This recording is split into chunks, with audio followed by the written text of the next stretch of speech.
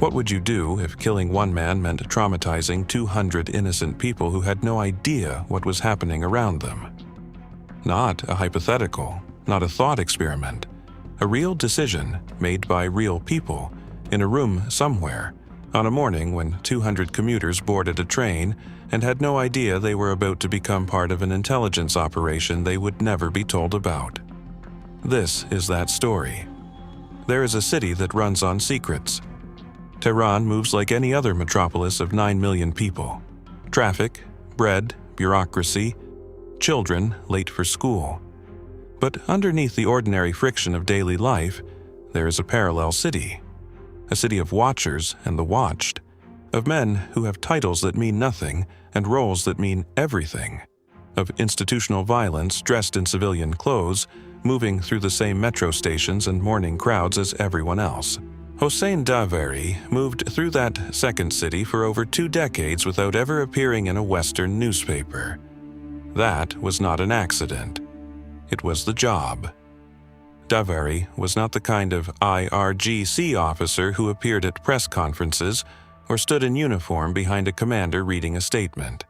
He had no public profile, no published biography, no photograph in any database that Western intelligence agencies could confirm was current. What he had was a network, and the network was the point. Within the Quds force, the IRGC's External Operations Division, responsible for everything from weapons transfers to assassination coordination across the region, there is a layer of officers whose value is precisely their invisibility. They are not the generals whose names get sanctioned. They are the people who make the sanctioned generals operationally effective. Daveri was that layer. He moved people. He moved money. He moved orders between Tehran and Beirut and Damascus and Baghdad in ways that left no clean signature, no single transaction that could be traced back to a decision and a name. In the intelligence assessment that would eventually reach a targeting committee in Tel Aviv, he was described not as a commander, but as infrastructure. That word, infrastructure, would come to mean something very specific and very consequential. The man who would carry the weight of what came next was not in that targeting committee. He was in a training facility outside Tel Aviv, running the same 4-second drill he had run approximately 600 times over the preceding 8 months. The drill was simple in its physical execution and almost impossible in its psychological demand: acquire, confirm, act, and then disappear into a crowd before the crowd understood what it had just witnessed. His name is not public. It will not be named here. In the operational record, reconstructed from the methodology of how Mossad structures deep cover assignments based on academic and investigative literature, he would have existed under a third country identity for long enough that the identity had texture, a work history, a social presence, a reason to be in Tehran that would survive casual scrutiny and possibly survive something more rigorous. He had been selected for this assignment not because he was the best shooter in the unit, though his qualification scores supported that argument. He had been selected because of a specific psychological profile, a capacity for what the assessment described as compartmentalized presence, the ability to be, completely and convincingly, the person the cover required him to be, while simultaneously executing an operation with zero margin for hesitation. What that profile does not measure is what happens after, what accumulates inside a person trained to separate action from feeling. That question was not in the selection criteria. The intelligence picture on Daveri had been building for 11 weeks before the targeting committee convened. Pattern of life analysis is exactly what it sounds like. Not a single piece of information, but the accumulated weight of many small observations over time. When does a subject eat? Which route does he take on which days? Who does he meet, and in what configuration? And how does that configuration change when the meeting is sensitive versus routine? Daveri was careful. Not paranoid. Paranoia is detectable. It creates its own pattern, but disciplined in the way that institutional survivors are disciplined. He varied his vehicles. He did not use a consistent driver. He had no fixed public appointment that could be relied upon. Except one. Every Tuesday morning, Davari took the metro. The reason, when it was reconstructed by the surveillance team, was almost banal. Tuesday morning traffic in his residential corridor was severe enough that his own security detail had flagged the metro as both faster and less predictable than a motorcade. The metro removed the vehicle from the equation. No license plates, no fixed route that could be interdicted. In the threat model his security team was operating against, the metro was the safer option. It was a reasonable assessment. It was also wrong. The problem with the Tuesday metro window was not tactical. Tactically, it was the clearest opportunity the team had found in 11 weeks of analysis. The problem was the train. The Tehran metro at 8:47 on a Tuesday morning carries between 180 and 220 passengers on the relevant line. Not in adjacent cars, in the immediate operational environment. On the platform, in the flow of commuters whose movement patterns would determine whether an extraction was possible or whether the operation ended with a shooter trapped underground with 200 witnesses and a security escort who was armed and would eventually understand what had happened. The targeting committee had a term for this category of risk. The term acknowledged the risk without resolving it. Two unresolved questions sat at the center of every planning session. First, could a single shot in an enclosed civilian space be executed without triggering a secondary casualty? A panic, a stampede, a security response that harmed the people it was trying to protect. Second, if something went wrong, if the shot was off, if the escort reacted faster than modeled, if one of those 200 passengers was a plain-clothes security officer with a different threat assessment and faster reflexes, what was the containment plan? The containment plan in that second scenario did not fully exist. That gap was noted. It was not resolved. The planning continued. The 60-day clock changed the calculation. A separate intelligence stream. The kind of signals and human intelligence fusion that Israeli intelligence methodology has refined over decades of operating in denied environments, indicated that Davari was not simply maintaining a network. He was actively coordinating a transfer. Not weapons this time. Personnel, a cell, being moved through a third country, into position. The assessment on the cell's intended operation was not speculative. It was rated high probability, with a timeline the analysts placed inside 60 days. The specific target of the cell's operation was assessed, not confirmed, but the assessment was built on enough corroborating indicators that it was being treated operationally as confirmed. The vehicle interdiction option, the cleaner geometry, the one that didn't require executing an operation in the middle of a civilian commute, required Davari to deviate from the metro routine. He hadn't deviated in 11 weeks. The probability that he would deviate before the 60-day window closed was rated low. Low was not zero, but low against a high probability attack timeline was a calculation that only moved in one direction. The committee was not choosing between the metro option and a clean option.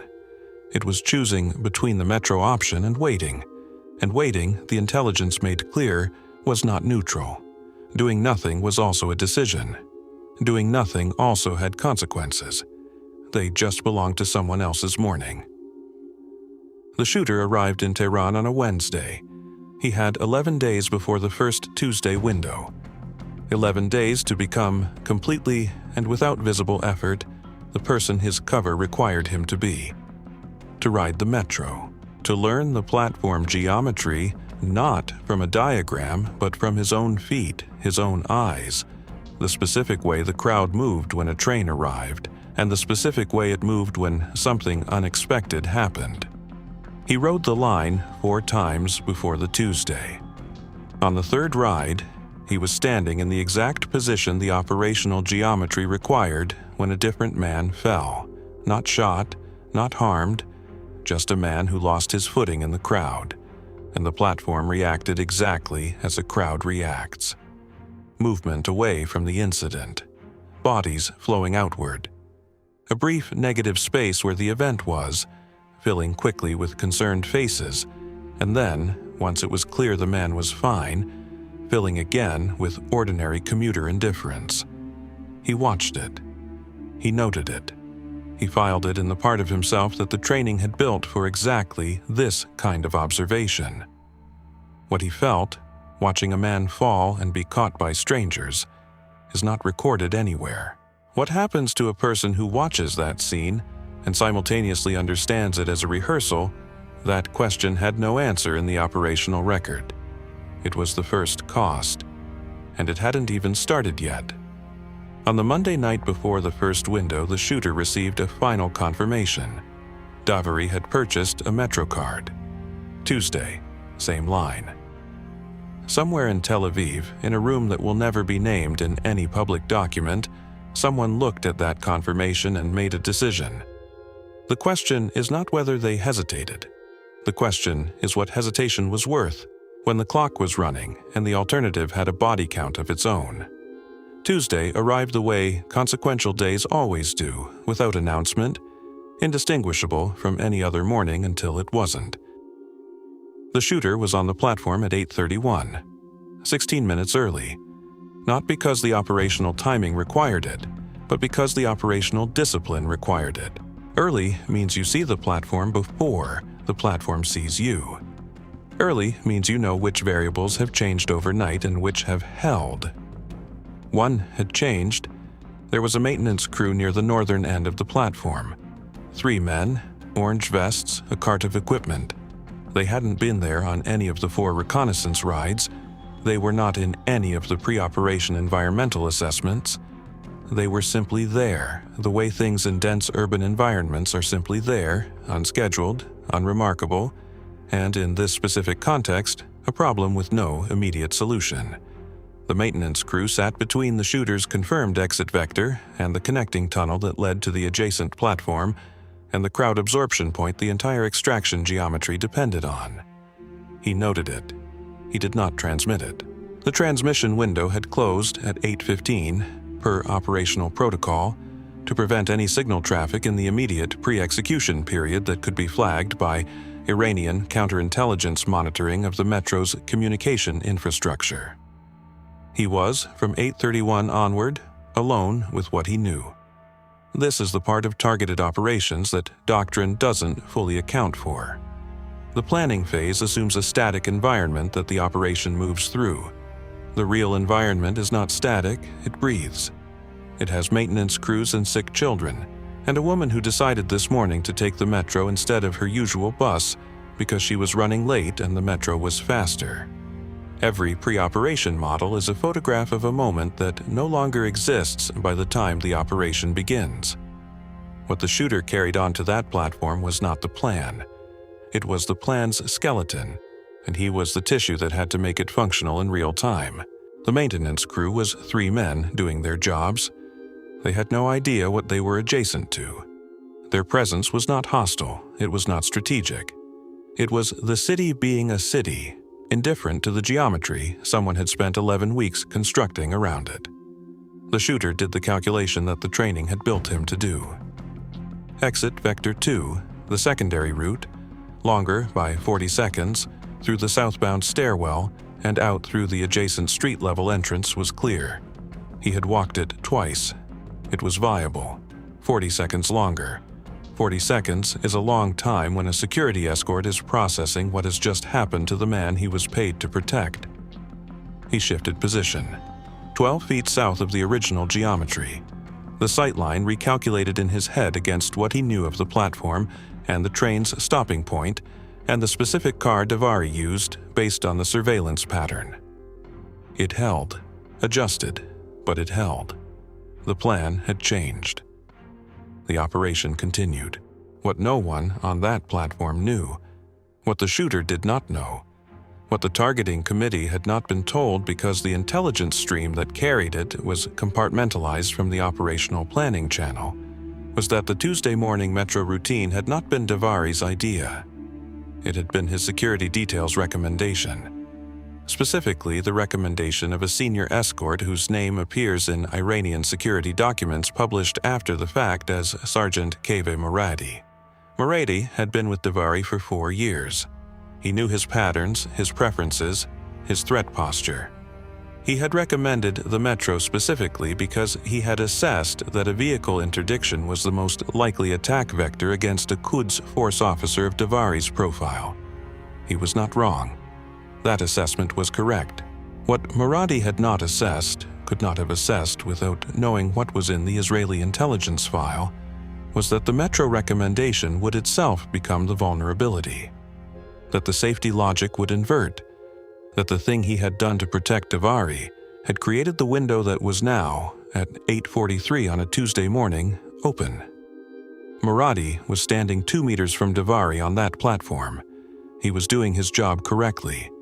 He would continue doing his job correctly, by every measure of his training, through everything that was about to happen. And it would not be enough. Not because he failed, but because the operational geometry had been built around his competence and then designed to exceed it. That detail, that Moradi's correct professional judgment was load-bearing infrastructure for the operation targeting his principal, did not appear in any briefing document the shooter had seen. It would have been useful information. It also wouldn't have changed anything. The train arrived at 8:46, 50 seconds ahead of schedule. 50 seconds. A rounding error in almost any other context. In this context, it meant the crowd configuration on the platform had not yet reached the density that the operational model had been built around. There were fewer people between the shooter and the exit than projected, which meant less crowd absorption on the extraction route, which meant more exposure for longer. The abort criteria, the specific conditions under which the shooter was authorized to stand down without executing, were 3: positive identification failure, an armed security presence beyond the single escort model, or a civilian in the direct line of fire with no alternative geometry. None of the 3 abort criteria were met. The reduced crowd density was not an abort criterion. It was a degraded condition. A condition that made the operation more dangerous for the shooter without making it impermissible by the rules that governed it.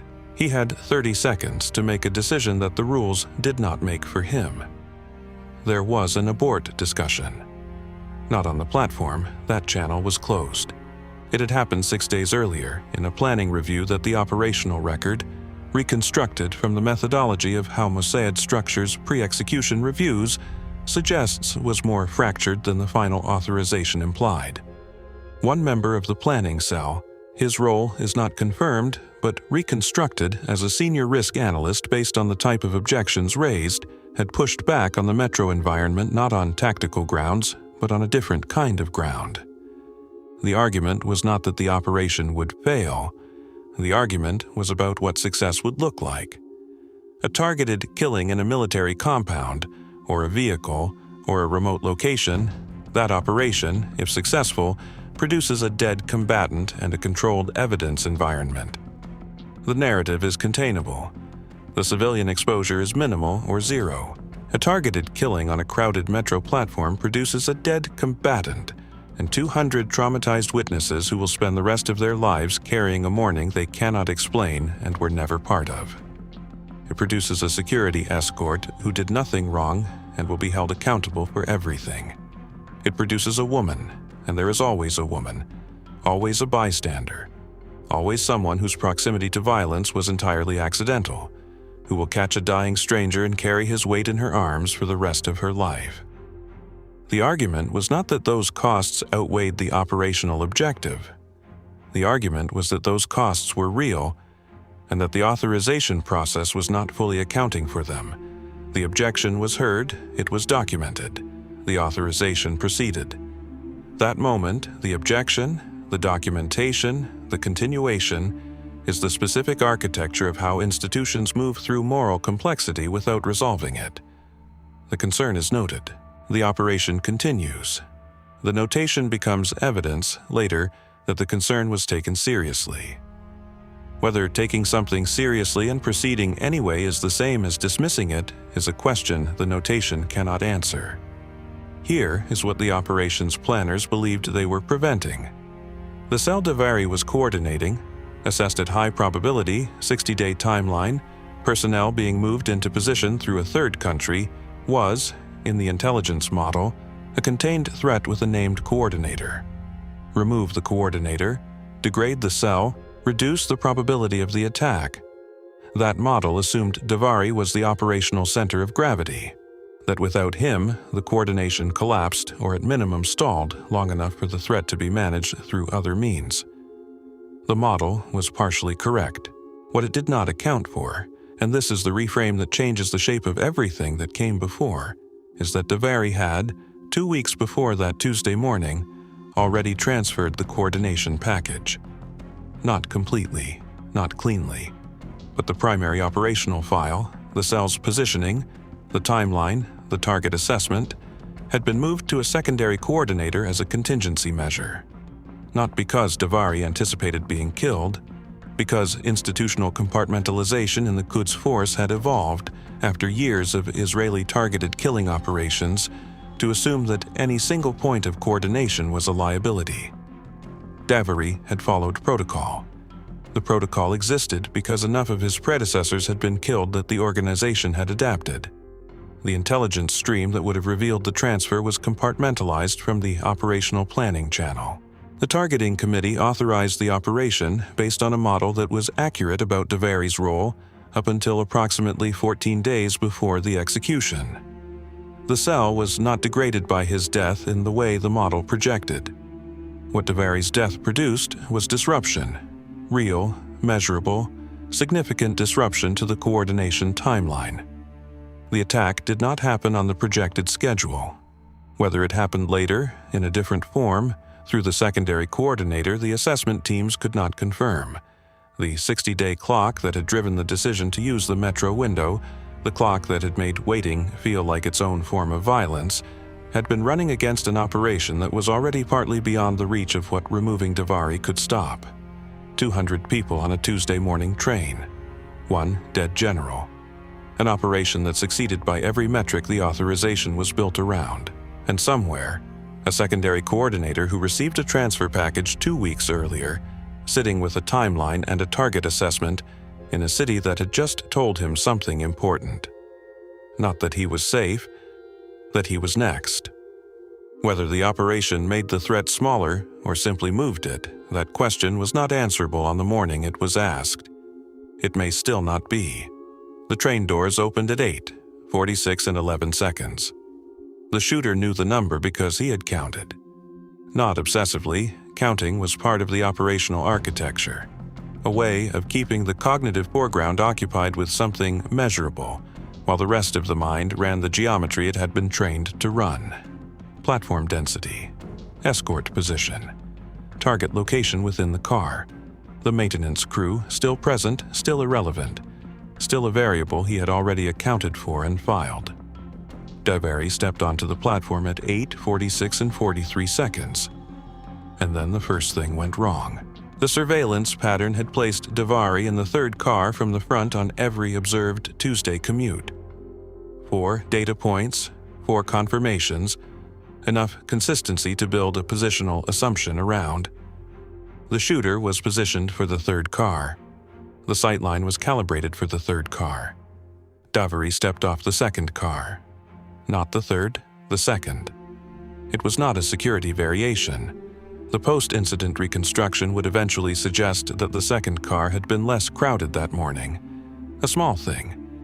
An ordinary preference for a man who spent his professional life in rooms full of other people's intensity. He had simply moved 1 car forward for comfort. The geometry collapsed. Not completely, not irrecoverably, but the sightline from the shooter's current position to the second car exit was partially occluded by a support column, one of the platform's structural pillars, which appeared on every diagram the shooter had studied and which he had deliberately positioned himself to avoid for the third car, where the column was not a factor. For the second car, the column was in the way. He had approximately 4 seconds to decide whether to move. Moving meant crossing 12 feet of platform against the flow of disembarking passengers. It meant being a person moving toward a crowd that was moving away from it. It meant visibility. It meant the possibility that Mossad, who was already on the platform 2 meters behind Davari, eyes running the standard escort scan, would register an anomaly. Not moving meant the shot angle was degraded. Not impossible. But the margin that the training had been built around, the margin that made a 4-second window survivable, was no longer what it had been. The shooter moved. Not quickly. Not the way urgency moves, which is detectable. He moved with the specific quality of a man adjusting his position for no urgent reason, the way commuters drift on platforms without intention. He crossed 8 of the 12 feet before a group of 4 passengers coming off the second car closed the path and he had to stop. He was not in position. Davari was moving. The window was open and he was not in position, and there were 4 people standing between him and where he needed to be, and none of them knew what they were doing. This was the near abort. The abort criteria, as established, were 3 specific conditions. None of them were met. But the operational training had a 4th category that didn't appear in the formal criteria. A judgment call, unwritten, the kind of authority that exists only in the space between the rules and the moment. If the geometry is sufficiently compromised that execution creates unacceptable additional risk, the operator has standing to stand down. The shooter was inside that judgment call for approximately 2 seconds. 2 seconds is not a long time. It is a very long time. The 4 passengers moved. Not because of anything the shooter did, because the platform crowd was doing what platform crowds do, redistributing, finding paths, following the ordinary physics of bodies in motion. The path opened. Not fully, but enough. He was 10 feet from position, close enough with the adjusted angle to work with. He did not abort. Later, not immediately, not on the platform, but in the specific afterward that follows these decisions, he would not be certain whether the judgment call had been made correctly or whether it had simply been made in the direction he had already committed to. Whether there is a difference between a sound operational decision and a decision that confirms what you were already going to do is a question that the training does not answer. Mossadi's scan passed over the shooter at 8, 47, and 6 seconds. This is the moment the operational model had been most precise about: the escort scan frequency, the arc, the duration of eye contact a trained security professional holds on a neutral subject before moving on.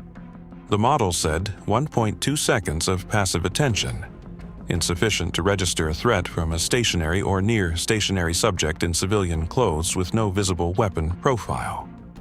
The model was correct. Mossadi's eyes moved on. What the model had not accounted for, the incorrect assumption playing out in real time, was that Mossad had a secondary scan pattern. Not the standard sweep, but a practiced habit specific to him, a second pass at reduced arc that his 4 years with Davari had embedded as automatic behavior. It happened 2 seconds after the primary sweep. It was narrower, faster, less deliberate. It passed over the shooter again at 8, 47, and 9 seconds. The shooter was now in position, which meant he was no longer drifting, which meant he was still. And stillness on a platform where everyone else is moving is its own kind of signature. Mossadi's second pass held for 1.8 seconds. The model had predicted 1.2.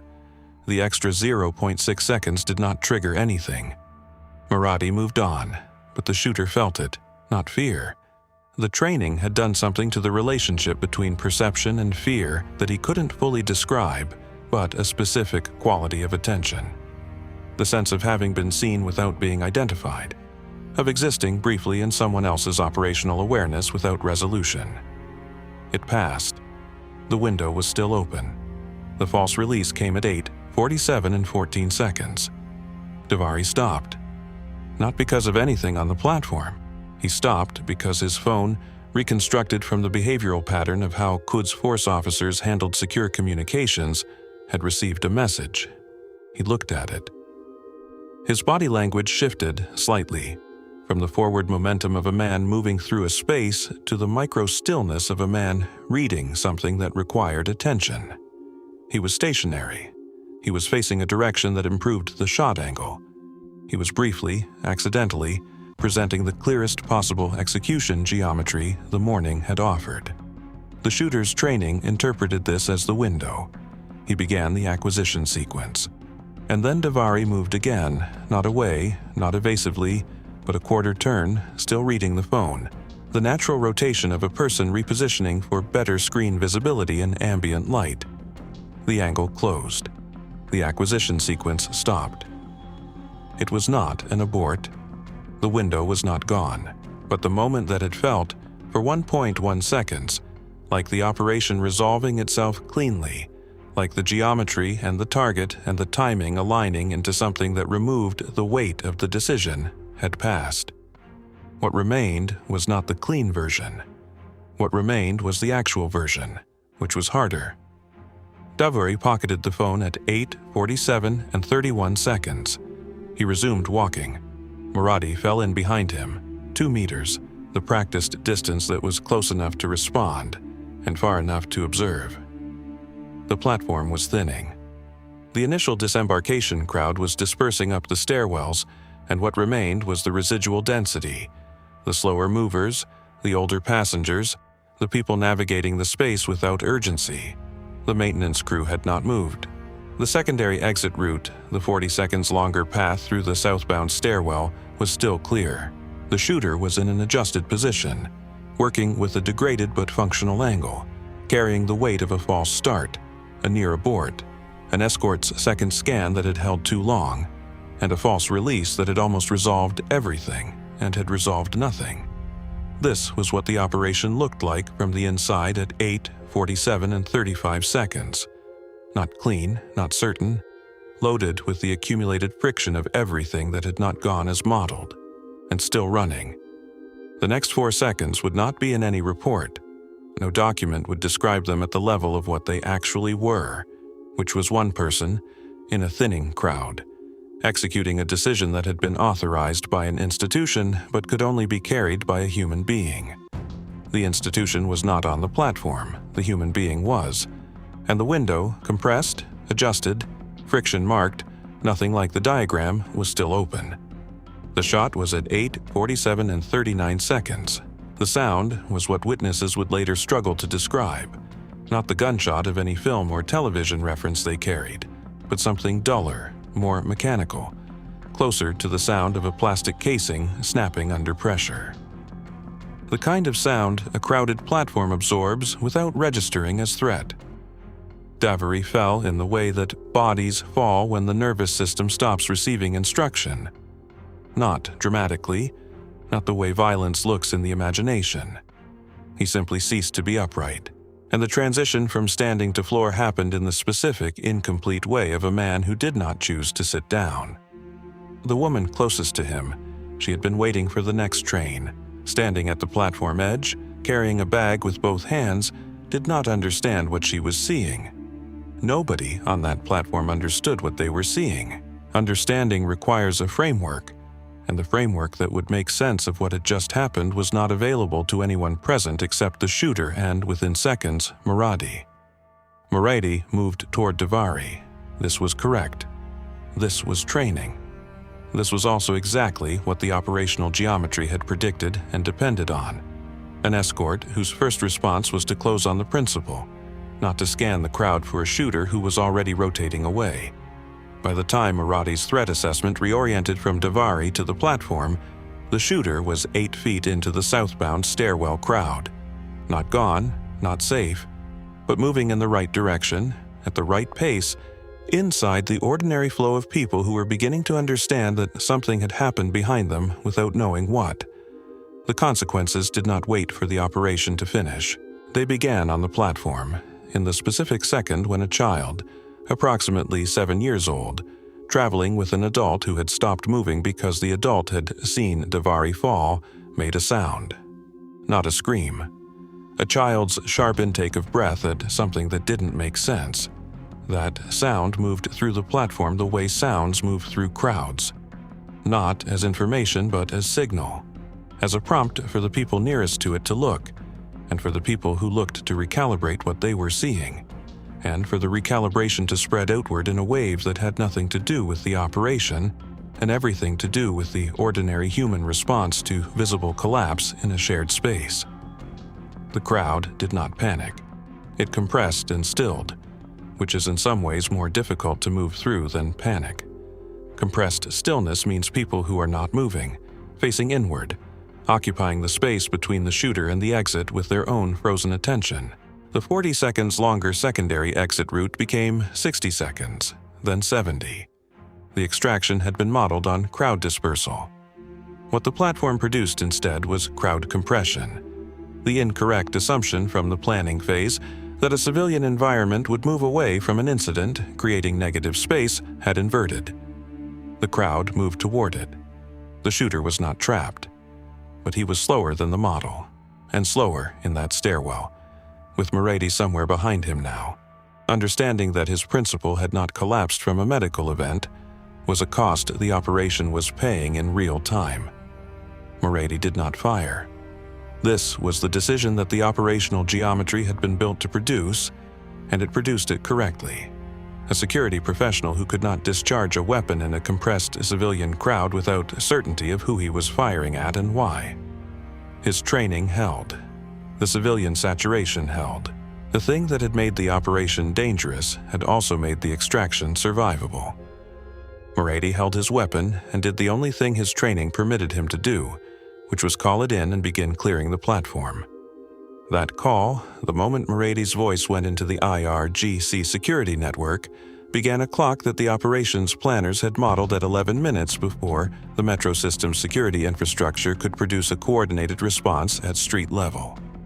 The shooter reached street level at 8 minutes and 40 seconds. The margin was not comfortable. The margin was the residue of every degraded condition on the platform, the second car instead of the third, the maintenance crew, Mossad's extra 0.6 seconds, the crowd compression, accumulated into a number that was still inside the envelope, but only just. The IRGC's announcement came 41 hours later. The language was controlled, institutional, calibrated to communicate outrage without revealing the specific security failure the operation represented.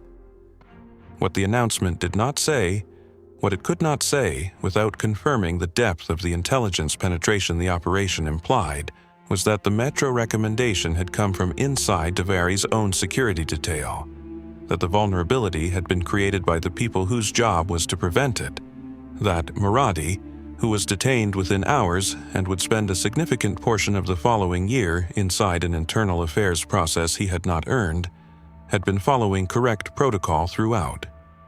Mossad was not charged. He was not exonerated either. He existed, afterward, in the institutional space that security services create for people whose failure was procedurally blameless but operationally consequential. His career did not end, it calcified. He became a person the institution kept but did not use, which is its own form of verdict. The secondary coordinator, the person who had received Devari's transferred operational file 2 weeks before the Metro, did not surface in any intelligence assessment for 60 days after the operation. When he did, the assessment rated the cell's capability as degraded but reconstituting. The 60-day attack timeline had extended. Whether it had been abandoned or simply rescheduled was not determinable. The operation had bought time. How much time, for what purpose, at what future cost, those were questions the assessment could not close. Within the broader strategic ledger, Devari's death produced a specific institutional response inside the Quds force that the targeting committee had modeled as a secondary effect. Acceleration of the compartmentalization protocols that Devari's transfer had already partially implemented. His death did not teach the IRGC that metro environments were dangerous. It taught them that any single coordination node was a liability, and that the liability mitigation they had begun building was not moving fast enough. The adaptation was visible in subsequent intelligence reporting. Not immediately, institutions take time to absorb lessons, but within 8 months, the network architecture that Devari had represented had been restructured in ways that made the next targeting cycle significantly more difficult. The operation had removed a node. The network had responded by removing the concept of a node.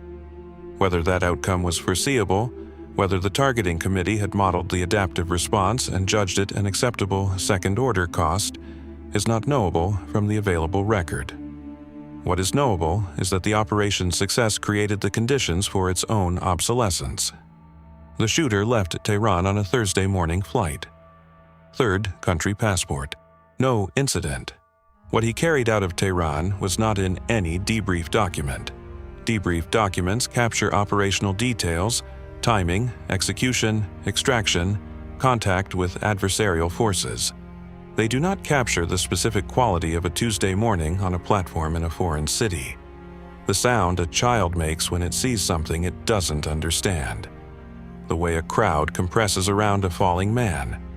The wait of 70 seconds in a stairwell when the model said 40. The institutional cost of targeted killing programs is rarely measured in the people who carry them. It is measured in strategic effect, in threat degradation, in the clean language of assessment and probability. The person who executes the operation is, in the accounting, a tool with a psychological maintenance requirement, managed, monitored, rotated through operational cycles in ways designed to preserve function. What accumulates inside that tool is not in the ledger.